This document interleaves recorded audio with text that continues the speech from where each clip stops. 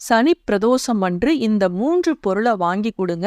நல்ல வேலை கிடைக்கணும்னு நினைக்கிறவங்க, சொந்த வீடு கட்டணும்னு நினைக்கிறவங்களுடைய ஆசையானது நிறைவேறும். அது என்ன பொருள் அப்படிங்கிறத இந்த பதிவுல தெரிஞ்சுக்கலாம். சிவபெருமானுக்குரிய விரதங்கள்லயே மிக முக்கியமா சொல்லப்படக்கூடிய விரதங்கள்ல இந்த சனி மகா பிரதோஷமும் ஒண்ணு. பிரதோஷம் அப்படின்னா என்ன? அப்படின்னா விசேஷமானது, தோஷம் அப்படின்னா எல்லாத்துக்கும் தெரிஞ்சதுதான். பிரதோஷம் அப்படின்னா உலகத்துல இருக்கக்கூடிய எல்லா விதமான தோஷங்களையும் நீக்கக்கூடியது. நமக்கு ஏதோ ஒரு தோஷம் இருக்கிறதுனாலதான் நிறைய பேர் வீடு கட்டிட்டு இருப்பாங்க. ஆனா கட்டின வீடு அப்படியே பாதியிலேயே நின்று போயிடும். ஏதாவது ஒரு தடங்கள் அப்படியே நின்றோம். சில பேர் நிலம் வாங்கி போட்டிருப்பாங்க. அந்த நிலத்துல நம்ம வீடு கட்டணும்னு அந்த பிளாட்ல நினைப்பாங்க. ஆனா கட்டவே முடியாது. ஏதாவது ஒரு தடங்கள் வரும். சில பேர் சொந்த வீடு வாங்கணுங்கிறது ஒரு கனவா இருக்கும். ஆனா அதற்கான எந்த இதுவும் கையில பணம் வச்சிருப்பாங்க. ஆனா வாங்க முடியாது. நிலமும் வாங்கியிருக்க மாட்டாங்க, வீடும் வாங்கியிருக்க மாட்டாங்க, வீடு கட்டியும் இருக்க முடியாது. இப்படி ஏதாவது ஒவ்வொருவருக்கும் ஒரு சொந்த வீடு கட்டுறது அப்படிங்கிறது ஒரு கனவா இருக்கும், நடக்காது. இந்த சனி மகா பிரதோஷத்தன்று இந்த 3 பொருளை வாங்கி கொடுத்து நீங்க சிவனை வழிபட்டீங்க அப்படின்னா உங்களுடைய அனைத்து விதமான தோஷங்களும் நீங்கும். மாதந்தோறும் திரியோதசி அன்று மாலையில 4:30 to 6 மணி வரையிலான நேரம் தான் பிரதோஷ காலம்னு சொல்லுவோம். ஒரு சனி பிரதோஷ விரதமானது 1000 சாதாரண பிரதோஷ விரதத்துக்கு சமம் அப்படின்னு சொல்லுவாங்க. இந்த பிரதோஷ காலத்துல நந்திக்கும் சிவனுக்கும் விளக்கேற்றி வழிபட்டால் சனி பகவானால ஏற்படும் சகல துன்பங்களும் நீங்கும் அப்படின்னு சொல்லுவாங்க. பார்க்கடலை கடைந்த போது முதல்ல வழிபட்ட ஆலகால விஷத்தை உண்டு தேவர்களை ஆபத்துல இருந்து காப்பாற்றினார் சிவபெருமான். ஆனா அமிர்தம் கிடைச்சப்புறமும் சிவனுக்கு நன்றி சொல்ல மறந்த தேவர்கள் பிறகு தவற உணர்ந்து சிவபெருமான்கிட்ட மன்னிப்பு கேட்டு சிறப்பு பூஜைகள்லாம் செஞ்சு வழிபட்டாங்க. நந்தியோட 2 கொம்புகளுக்கு இடையே ஆனந்த நடனமாடி தேவர்களுக்கு சிவபெருமான் காட்சி கொடுத்து அருள் செய்த காலம்தான் இந்த பிரதோஷ காலம். ஆழகால விஷத்தை உண்டு கண்டத்துல நிறுத்தி நீலகண்டனாகி தேவர்களையும் உலக உயிர்களையும் சிவபெருமான் காத்த நாள் தான் அந்த சனிக்கிழமையில வரக்கூடிய பிரதோஷம். அதனாலதான் இந்த சனி மகா பிரதோஷங்கிறது சிறப்பு வாய்ந்ததா சொல்லப்படுது. சனிக்கிழமை அன்னைக்கு வரக்கூடிய இந்த பிரதோஷம், அதாவது மகா பிரதோஷம் அன்று சிவனாருக்கும் நந்தி தேவருக்கும் விசேஷமான சிறப்பு பூஜைகள்லாம் சிவன் கோயில்ல நடக்கும். அபிஷேக ஆராதனைகள் நடக்கும். சிவனே ஒரு அபிஷேக பிரியர் இல்லையா? அவருக்கு 16 வகையான அபிஷேக பொருள்களை கொண்டு அபிஷேக ஆராதனைகள்லாம் நடைபெறும். பால், தயிர், சந்தனம், தேன், திரவிய பொடி, இது மாதிரி அபிஷேகம் பொருட்களை நம்ம கொடுப்பாங்க. ஒரு சனி பிரதோஷத்துக்கு நம்ம அபிஷேக பொருட்கள் வாங்கி கொடுத்தோம் அப்படின்னா அது 108 சாதாரண பிரதோஷத்துக்கு நம்ம வாங்கி கொடுத்த பலன் நமக்கு கிடைக்கும் அப்படின்னு சொல்லுவாங்க. சிவபெருமான் தீயவர்களுக்கு மட்டும்தான் ருத்ரமூர்த்தி, அவருடைய பக்தர்களுக்கு அவர் சாந்தமூர்த்தி. அதே போல சிவபெருமானுக்கு சில பொருட்களை வச்சு கும்பிட்டோம் அப்படின்னா அது பிடிக்காது. உதாரணத்துக்கு மஞ்சள், குங்குமம், கேதகை மலர், இதெல்லாம் சிவபெருமானுக்கு பிடிக்காது. அவருடைய அருளை பரிபூர்ணமா நமக்கு பெற்றுத்தரும் பொருட்கள்னு சில பொருட்கள் இருக்கு. அந்த பொருட்களை வச்சோம் அப்படின்னா சிவபெருமானோட அன்பை நம்ம பெறலாம். சிவனுக்கு உங்களால ஒண்ணுமே தர முடியல அப்படின்னா எதுவும் வேணாங்க. ஒரு வெண்கல பாத்திரத்துல சுத்தமான தண்ணியை எடுத்து அதை சிவ மந்திரங்களை சொல்லிக்கொண்டே சிவனுக்கு அபிஷேகம் செஞ்சோம்னாவே போதும். சிவனுடைய உக்கிரம் தணிந்து நம்ம வாழ்க்கையில அனைத்தும் நன்மைகளாகவே நடைபெறும். அடுத்து விபூதி 10 ரூபாய்க்கு நீங்க வாங்கி கொடுத்தீங்கனாலும் போதும். அந்த விபூதியே சிவனுக்கு மிகவும் உன்னதமான பொருள். இது மாதிரியெல்லாம் அதாவது சிவனுக்கு பிடித்த பொருட்கள்னு சிலவற்றை நம்ம பார்த்துட்டு வீடு கட்டுவதற்கு, சொந்த வீடு அமையணும் அப்படின்னா என்ன பொருள் கொடுக்கணும் அப்படிங்கிறத நம்ம தெரிஞ்சுக்கலாம்.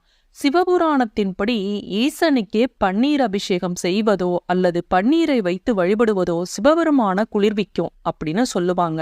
அதனால பன்னீர் வாங்கி கொடுத்தீங்க அப்படின்னா உங்க வாழ்க்கையில ஏதாவது லட்சியம் இருந்தது அப்படின்னா அதை அடைய சிவன் உங்களுக்கு அருள் புரிவார். அடுத்து தயிர். தயிர் அப்படிங்கிறது அனைத்து கடவுளுக்கும் படைக்கப்படும் ஒரு மிக முக்கியமான பொருள். இதை சிவபெருமானுக்கு அபிஷேகத்துக்கு சனி பிரதோஷம் அன்று வாங்கி கொடுத்தீங்க அப்படின்னா உங்க வாழ்க்கையில ஏற்படக்கூடிய துரதிர்ஷ்டத்தை நீக்குவார். உங்க வாழ்க்கையில அதிர்ஷ்டம் வரும் அப்படின்னு சொல்லப்பட்டுள்ளது. அடுத்து பசும் நெய். சிவபெருமான நெய்யை வைத்து வழிபடும் போது நீங்கள் மிகவும் எச்சரிக்கையா இருக்கணும். ஏன்னா சிவனுக்கு சுத்தமான பசும்பால்ல இருந்து தயாரிக்கப்பட்ட நெய்யை வைத்து தான் நம்ம வழிபடணும். அதனால சுத்தமான பசும் நெய்யாக இருந்தா மட்டும் வாங்கி கொடுங்க, இல்லைன்னா வாங்கி கொடுக்க வேணாம். இதை வாங்கி கொடுத்தீங்க அப்படின்னா உங்க வாழ்க்கையில எது நீங்க நினைக்கிறீங்களோ அதுல வெற்றி கிடைக்கும். அடுத்து சந்தனம். வேதங்களின் கூற்றுப்படி சந்தனம் தான் சிவனுக்கு மிகவும் பிடித்த பொருள். இது எந்த அளவுக்கு குளிர்ச்சியாக உள்ளதோ அந்த அளவிற்கு ஈசனோட கோபத்தையும் அது தணிக்குமா. நம்ம அதை வச்சு வழிபட்டோம், அதுவும் சனி மகா பிரதோஷத்தன்று நம்ம வாங்கி கொடுத்தோம் அப்படின்னா சிவனோட அன்பை நம்ம ஈஸியா பெறுவதற்கு இது ஒரு வழி அப்படின்னு சொல்லப்பட்டுள்ளது. அடுத்து தேன்.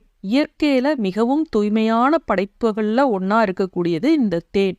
சிவபெருமானுக்கு படைக்க இது ஏற்ற ஒன்று. சனி மகா பிரதோஷத்தன்று இந்த தேனை வாங்கி நீங்க சிவனுக்கு அபிஷேக பொருளாக கொடுத்தீங்க அப்படின்னா கணவன் மனைவிக்கிடையே வாழ்க்கையில சண்டை சச்சரவுகள்லாம் இருந்துகிட்டு அப்படியே வாழ்க்கை கசப்பா இருந்தது அப்படின்னா உங்களுடைய வாழ்க்கையில ஒற்றுமை கிடைப்பதற்கு, வாழ்க்கையில இனிமை கிடைப்பதற்கு இது மிகச்சிறந்த ஒரு பொருள். அடுத்தது நம்ம எல்லோருக்கும் தெரிஞ்சதுதான் வில்வம். வில்வம் சிவனுக்கு எவ்வளவு உகந்தது அப்படிங்கிறது உங்களுக்கு நான் சொல்லவே வேண்டியதில்லை. வில்வம் கிடைச்சது அப்படின்னா 10 ரூபாய்க்கு வாங்கி கொடுத்தீங்கன்னா கூட போதும். அடுத்து குங்குமப்பூ. இது எல்லோராலையும் வாங்கி கொடுக்க முடியாது. ஏழை மக்கள்லாம் இதை வாங்கி கொடுக்குற அளவுக்கு வசதி இருக்காது. வாங்கி கொடுக்க முடிகிறவங்க இது சிவன் கோவிலுக்கு அன்று குங்குமப்பூவையும் வாங்கி கொடுத்தீங்க அப்படின்னா உங்க வாழ்க்கையில செல்வத்தையும் அதிர்ஷ்டத்தையும் இது அள்ளித்தரும். இப்ப சில பொருட்கள்லாம் நமக்கு கிடைக்காது. இப்ப சிவபெருமானுக்கு பிடித்த பழத்துல ஒண்ணு தாதுரா பழம்னு சொல்லுவாங்க. ஏன்னா சிவபெருமான் விஷத்தை அருந்திய போது அவரது மார்பிலிருந்து வெளிவந்ததுதான் இந்த தாதுரா வெளிப்பட்டதாம். அந்த தாதுரா அப்படிங்கிறது நஞ்சு மற்றும் கசப்பானது. ஆனா இந்த தாதுரா பழமோ அல்லது தாதுரா பூவையோ நம்ம சிவனுக்கு அர்ப்பணிக்கும் போது நம்ம வாழ்க்கையில இருக்கக்கூடிய எதிர்மறை சக்திகள் அனைத்தும் விலகி நமக்கு வாழ்க்கையில நல்லது நடக்கும். வில்வப்பழம், வில்வப்பூ எவ்வளவு உகந்தது சிவனுக்கு அப்படிங்கிறது உங்களுக்கு தெரியும். இந்த வில்வப்பழம் அப்படிங்கிறது நேர்மறை ஆற்றலை அழிக்கக்கூடியது. நாம ஒரு செயலை தொடங்குறோம், ஒரு பூமி பூஜை போட்டு ஒரு கட்டடம் கட்டிட்டோம், பாதி வேலை நடந்துருச்சு, அந்த கட்டின வீடு பாதியிலேயே நிக்கிது அப்படின்னா அதற்கு மேல செய்ய முடியல அப்படின்னா நம்ம வீட்டுக்குள்ள இருக்கக்கூடிய எதிர்மறை, நம்ம வாடகை வீட்டுல இருக்கோம் அப்படின்னா அந்த வாடகை வீட்டுல இருக்கக்கூடிய எதிர்மறை சக்திகள், நமக்குள்ள இருக்கக்கூடிய தீய சக்திகள், யாரோட கண் திருஷ்டினால நம்ம பாதிக்கப்பட்டு அதனால நம்ம அந்த வீடு பாதியில கட்டி நிக்கிது. அப்ப நம்ம நேர்மறை சக்தி அதிகரிக்கணும் அப்படின்னா இந்த வில்வ பழத்தை சனி மகா பிரதோஷத்தன்று வாங்கி கொடுத்தீங்க அப்படின்னா அவ்வளவு நல்லது. அடுத்தது இந்த காக்கைக்கு உணவு வைக்கும் போது நம்மளுடைய கர்மா விலகறதுக்கு நம்ம ஒண்ணு வைக்க சொல்லுவோம், கேள்விப்பட்டிருப்பீங்க. கருப்பு உலர் திராட்சை. இந்த கருப்பு உலர் திராட்சை சனீஸ்வரருக்கு பிடித்ததுன்னு சொல்லி நம்ம காக்கைக்கு வைக்க சொல்றோம். அதே போல பன்னீர் திராட்சை இருக்கு இல்லையா, அதை சிவனுக்கு சனி மகா பிரதோஷத்தன்று வாங்கி கொடுங்க. திராட்சை பழம் சிவனுக்கு உகந்தது. அப்ப இது அபிஷேகத்துக்கு பயன்படுத்துவாங்க. சொந்த வீடு கட்டணும்னு நினைக்கிறவங்க மறக்காம இந்த அபிஷேகத்துக்கு பன்னீர் திராட்சையை வாங்கி கொடுங்க. அடுத்தது நார்த்தங்கான்னு கேள்விப்பட்டிருப்பீங்க. நார்த்தங்காய் ஊறுகாய், எலுமிச்சங்காய் ஊறுகாய்லாம் அந்த காலத்துல இருந்து எல்லா வீடுகள்லயும் கிராமப்புறங்கள்ல இருக்கும். ஏன்னா ஊறுகாய்னாவே வீட்டுல இருக்கணும்பாங்க, வீடான வீட்டுல ஊறுகாய் இருக்கணும் அப்படிம்பாங்க. குபேரருக்கு பிடித்த பொருள் ஊறுகாம்பாங்க. சரி, அதை விடுங்க. இந்த நார்த்தங்காய், அதுல நார்த்தம் பழம் இருக்கு இல்லையா, அதை சிவபெருமானுக்கு இந்த சனி மகா பிரதோஷத்தன்று வாங்கி கொடுத்தீங்க அப்படின்னா உங்களுடைய சொந்த வீடு வாங்கணும், சொந்த வீடு கட்டணும்னு நினைக்கிறவங்களுடைய ஆசையானது நிறைவேறும். எதுவும் முடியலன்னா நான் முன்ன சொன்ன மாதிரி விபூதி 10 ரூபாய் பாக்கெட் வாங்கி கொடுத்தீங்கனாலும் போதும். உங்களுடைய கர்ம வினைகள் விலகி உங்களுடைய அனைத்து கஷ்டங்களும் விலகும். உங்களுக்கு நேரங்காலம் கூடி வரும்போது சொந்த வீடு நிச்சயமா அமையும். மீண்டும் அடுத்த காணொளியில் சந்திக்கும் வரை நன்றி, வணக்கம்.